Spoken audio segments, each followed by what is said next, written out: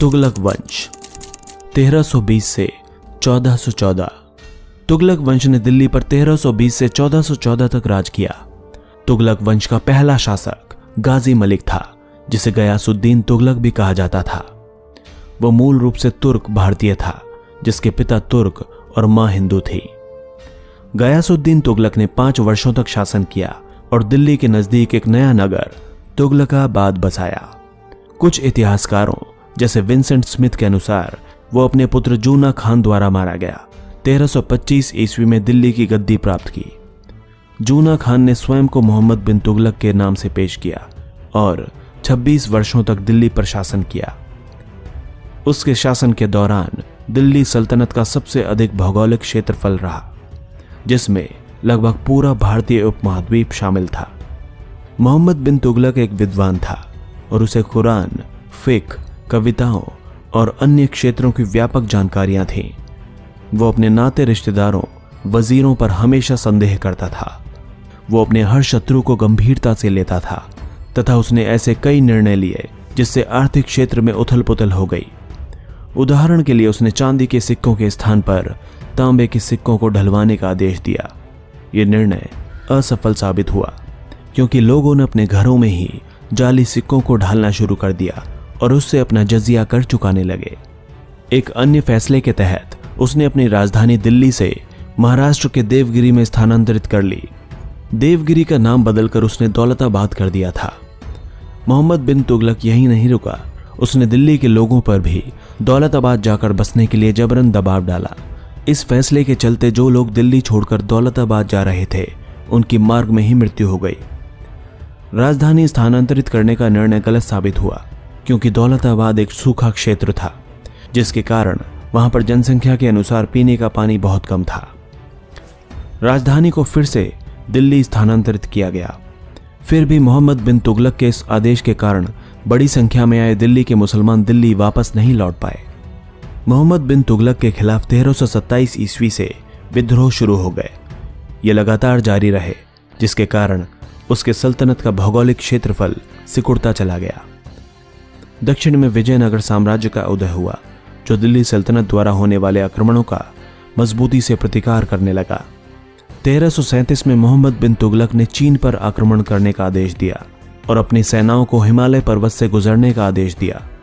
उसके इस फैसले के कारण इस यात्रा में कुछ सैनिक ही जीवित बच पाए। जीवित बचकर लौटने वाले सैनिक असफल होकर लौटे। उसके राज में 1329 से 1332 के दौरान उसके द्वारा तांबे के सिक्के चलाए जाने के निर्णय के कारण राजस्व को भारी क्षति हुई। उसने इस नुकसान की भरपाई करने के लिए करों में भारी वृद्धि की। 1338 में उसके अपने भतीजे ने मालवा में बगावत कर दी, जिस पर उसने हमला किया और उसकी खाल उतार दी। 1339 से पूर्वी भागों में मुस्लिम सूबेदारों ने और दक्षिणी भागों में हिंदू राजाओं ने बगावत का झंडा बुलंद किया और दिल्ली सल्तनत से अपने को स्वतंत्र घोषित कर दिया। मोहम्मद बिन तुगलक के पास इन बगावतों से निपटने के लिए आवश्यक संसाधन नहीं थे, जिससे उसका साम्राज्य खत्म होने लगा। इतिहासकार वॉलफोर्ड ने लिखा है कि मोहम्मद बिन तुगलक के शासनकाल के दौरान भारत को सबसे ज्यादा अकाल झेलने पड़े। 1347 में बहमनी साम्राज्य सल्तनत से स्वतंत्र हो गया और सल्तनत के मुकाबले दक्षिण एशिया में एक नया मुस्लिम साम्राज्य बन गया। मोहम्मद बिन तुगलक की मृत्यु 1351 में गुजरात के उन लोगों को पकड़ने के दौरान हुई जिन्होंने दिल्ली सल्तनत के खिलाफ बगावत की थी। उसका उत्तराधिकारी फिरोज शाह तुगलक था, जिसने अपने साम्राज्य के पुराने क्षेत्रों को पाने के लिए 1359 में बंगाल के खिलाफ 11 महीने का युद्ध शुरू किया, परंतु फिर भी बंगाल दिल्ली सल्तनत में शामिल न हो सका। फिरोज शाह तुगलक ने 37 वर्षों तक शासन किया। उसने अपने राज्य में खाद्य पदार्थ की आपूर्ति के लिए व अकालों को रोकने के लिए यमुना नदी से एक सिंचाई हेतु नहर बनवाई। एक शिक्षित सुल्तान के रूप में उसने अपना एक संस्मरण लिखा। इस संस्मरण में उसने लिखा कि उसने अपने पूर्ववर्तियों के उलट अपने राज में यातना देना बंद कर दिया है। इसके साथ ही उसने सभी तीनों स्तरों पर करों व जजिया को बढ़ाकर अपने पूर्ववर्ती शासकों के उन फैसलों पर रोक लगा दी जिन्होंने हिंदू ब्राह्मणों को जजिया कर से मुक्ति दी थी। उसने व्यापक स्तर पर अपने अमीरों व गुलामों की भर्ती की। फिरोज शाह के राज को यातना में कमी तथा समाज के कुछ वर्गों के साथ किए जा रहे पक्षपात को खत्म करने के रूप में देखा गया। परंतु समाज के कुछ वर्गों के प्रति असहिष्णुता और उत्पीड़न में बढ़ोतरी भी हुई।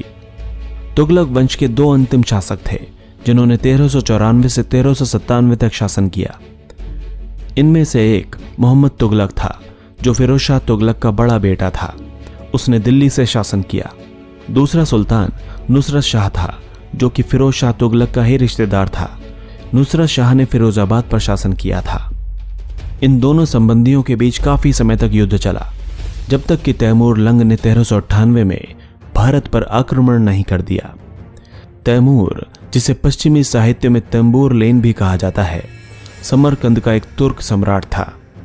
उसे दिल्ली में सुल्तानों के बीच चल रही जंग के बारे में जानकारी मिल चुकी थी, इसीलिए उसने एक योजना के तहत दिल्ली की ओर कूच किया। उसके आक्रमण के दौरान 1 से 2 लाख मासूम नागरिक मारे गए। तैमूर का भारत पर शासन करने का उद्देश्य नहीं था। उसने दिल्ली को जमकर लूटा और पूरे शहर को आग के हवाले कर दिया। 5 दिनों तक उसकी सेना ने भयंकर नरसंहार किया। इस दौरान उसने भारी मात्रा में संपत्ति, गुलाम व औरतों को एकत्रित किया और समरकंद वापस लौट गया।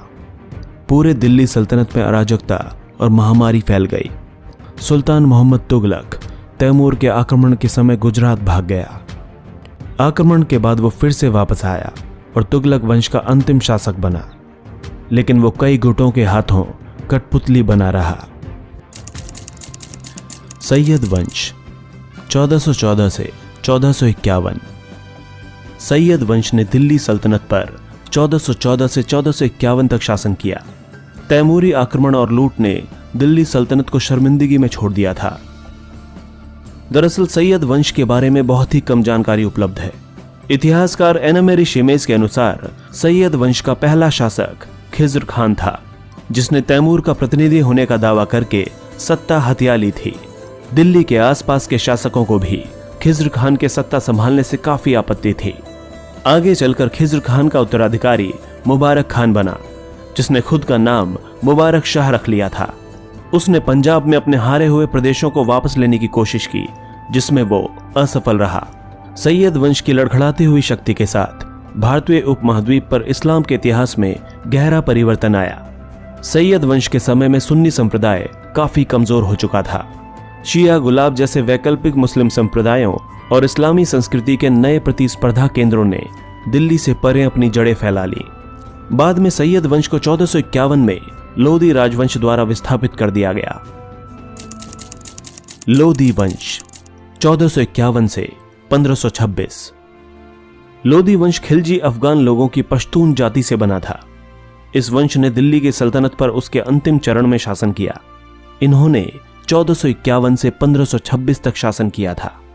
दिल्ली का प्रथम अफगान शासक परिवार लोधियों का था। वे एक अफगान कबीले से थे जो सुलेमान पर्वत के पहाड़ी क्षेत्र में रहा करता था और अपने पड़ोसी सूर, नियाजी और नुहानी कबीलों की ही तरह गिलजाई कबीले से जुड़ा हुआ था। गिलजाई ताजिक या तुर्कों के वंशज थे।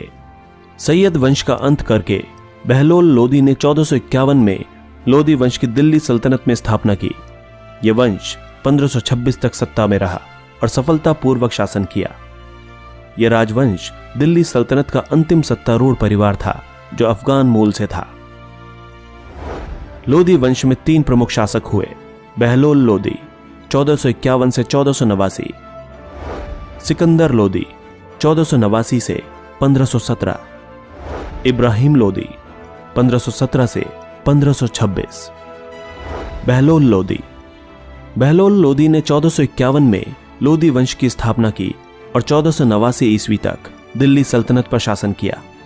सैयद वंश के अंतिम शासक आलम शाह ने बहलोल लोधी के पक्ष में दिल्ली सल्तनत के सिंहासन को स्वेच्छा से त्याग दिया था। बहलोल लोधी अफगान मूल का था।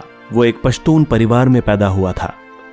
बहलोल लोधी सैयद वंश के मोहम्मद शाह के शासनकाल के दौरान सरहिंद का राज्यपाल था, जो वर्तमान पंजाब के फतेहगढ़ साहिब में स्थित है।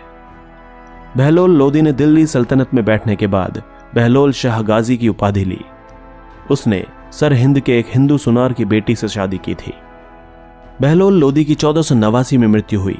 उसकी मृत्यु के बाद उसका पुत्र सिकंदर लोदी दिल्ली सल्तनत की गद्दी पर बैठा। सिकंदर लोदी 1489 से 1517। 1489 में बहलोल लोदी की मृत्यु के बाद सिकंदर लोदी दिल्ली सल्तनत का उत्तराधिकारी बना और लोदी राजवंश का दूसरा शासक बना। उसके बचपन का नाम निजाम खान था, लेकिन सत्ता संभालने के बाद उसने अपना नाम सुल्तान सिकंदर शाह रख लिया, जो बाद में सिकंदर लोदी के नाम से प्रसिद्ध हुआ। सिकंदर लोदी बहलोल लोदी का दूसरा पुत्र था और बारबक शाह बहलोल लोदी का सबसे बड़ा पुत्र था, जो जौनपुर का वायसराय था। सिकंदर लोदी ने बंगाल, बिहार, चंदेरी, अवध व बुंदेलखंड के राजाओं पर नियंत्रण करके दिल्ली सल्तनत को दोबारा स्थापित करने का प्रयास किया। उसने भूमि मापन के लिए प्रमाणिक पैमाना गजे सिकंदरी का प्रचलन किया। 1503 में आगरा शहर बसाया और 1506 में अपनी राजधानी दिल्ली से आगरा ले गया।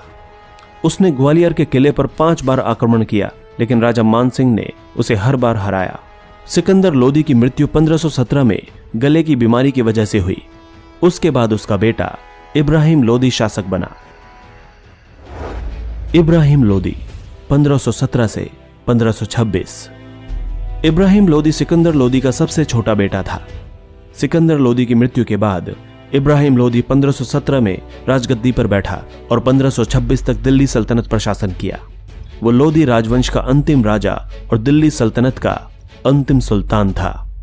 इब्राहिम लोदी एक साहसी राजा था। उसके शासनकाल में बहुत से विद्रोह हुए थे। जौनपुर और अवध में विद्रोह का नेतृत्व दरिया खान ने किया। दौलत खान ने पंजाब में विद्रोह किया। 1518 में खतौली की लड़ाई में उसे राणा सांगा के हाथों पराजित होना पड़ा। उसका जमींदार व चाचा आलम खान काबुल भाग गया, जिसके चलते बाबर को भारत पर हमला करने का मौका मिल गया। बाबर ने पानीपत के पहले युद्ध में 21 अप्रैल 1526 को इब्राहिम लोदी को पराजित कर उसे मार डाला और आगरा तथा दिल्ली की गद्दी पर आसीन हो गया। 1526 में पानीपत की लड़ाई के बाद बाबर ने मुगल वंश की स्थापना की, जिसने आने वाली कई शताब्दियों तक भारत पर राज किया।